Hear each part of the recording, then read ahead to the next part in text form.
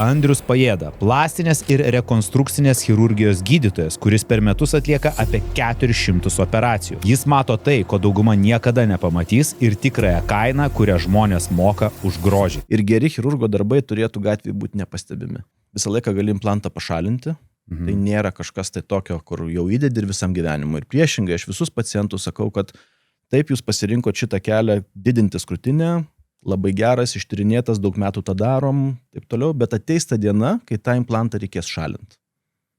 Ne pacientas renkasi implanto, visgi chirurgas.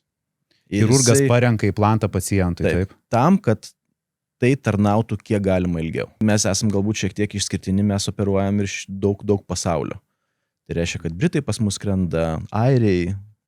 Taip, yra visas kūnas, jeigu tai yra numesta 100 kilogramų, visas kūnas yra tiesiog atrodo, kad griaučia ir ant jos yra per daug tos odos. Jo, tai pradėkim tada nuo pilvo. Tai vien tik tai prisitaikint rūbus, apatinį trikotažą, džinsus yra labai sunku. Ką daryti su kabančia prijuoste? Ar ją sukišti į kelnes, ar jinai turėtų eiti ant viršaus?